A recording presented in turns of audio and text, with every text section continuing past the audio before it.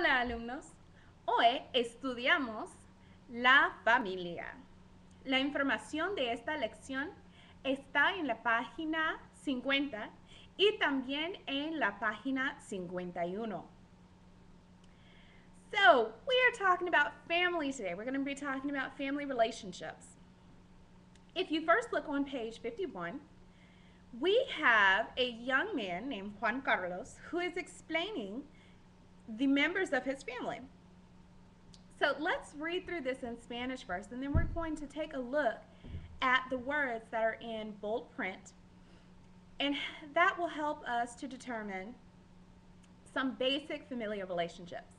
So, Juan Carlos dice, mi padre se llama Jorge y mi madre se llama Ana María. Papá es del DF y mamá de Los Ángeles. Mi hermana Juana es muy guapa.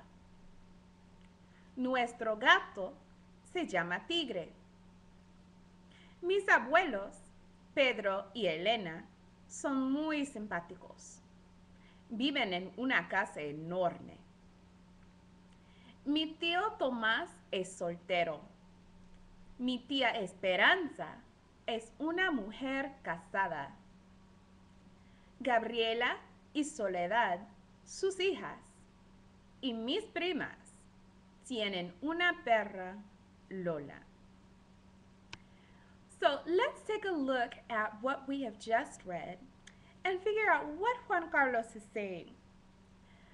He first introduces his padre. El padre en español significa father. So he's saying that his father's name is Jorge. En español, la madre significa mother. So Juan Carlos is telling us that his mother's name is Ana María. He says that his father is from DF, or el Distrito Federal. In Spanish, el Distrito Federal specifically pertains to Mexico City. And he says that his mother is from Los Angeles. He then goes on to say that he does have a sister, and we know this because he says, mi hermana. En español, la hermana significa sister. El hermano significa brother, just so you know. He then says, nuestro gato se llama Tigre, saying that their cat, or he's literally saying our cat, el gato, is named Tigre, or tiger. Los abuelos, en español, significa grandparents. If you wanted to just say grandfather, you would say el abuelo, and grandmother, la abuela. He says, my grandparents, Pedro and Elena, are very nice. They live in a huge house, so they live in an enormous house. En español, el tío significa uncle. So he says, my uncle Tomás is single. La tía, en español, significa aunt. So he says, my aunt Esperanza is a married woman. Las hijas significa daughters. If we wanted to say the daughter or just daughter, we would say la hija, son being el hijo. And primas significa cousins, female cousins specifically. Female cousin, singular, is la prima. Male cousin, el primo. So he says, Gabriela and Soledad, her daughters, talking about Esperanza, her daughters, and my female cousins, tienen una perra, Lola. So he says they have a female dog, Lola. When we go back to page 50, in la página 50, there's another section that says otros parientes, or other relatives. Husband, en español, el esposo. Wife, la esposa. Brother-in-law, el cuñado. Sister-in-law, la cuñada. Grandson, el nieto. Granddaughter, la nieta. Daughter-in-law, la nuera. Nephew, el sobrino. Niece, la sobrina. Father-in-law, el suegro.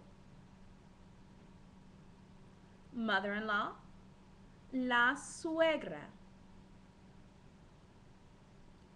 Son-in-law, el yerno. Underneath that section, we have another section that says otras mascotas, meaning other pets.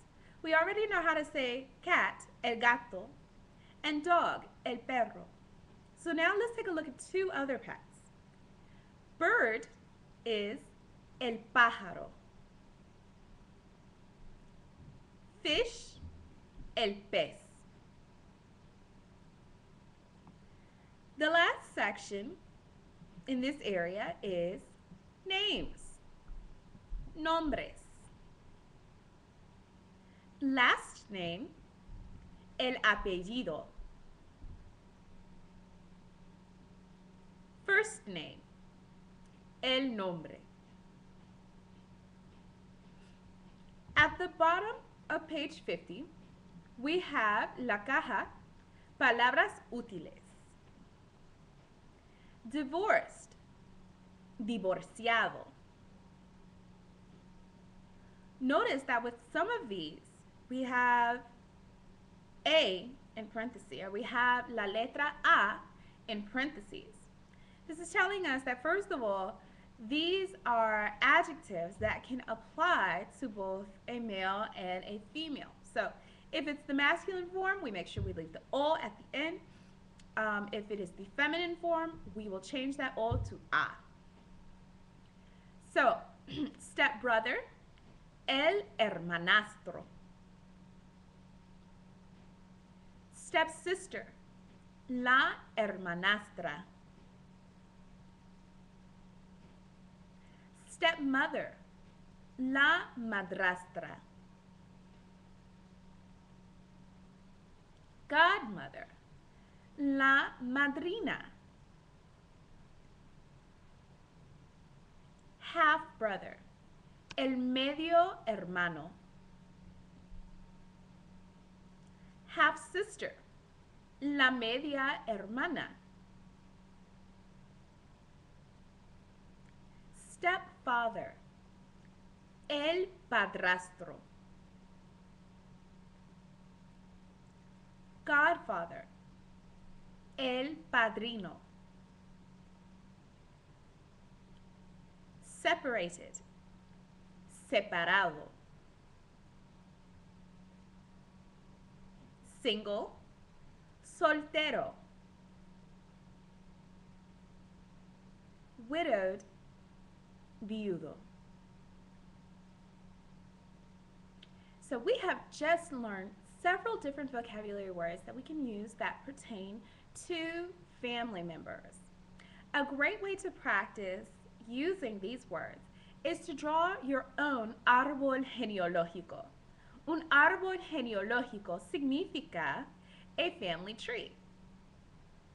So, one way to practice is to draw your family tree and include at least, por lo menos, tres generaciones, 3 generations.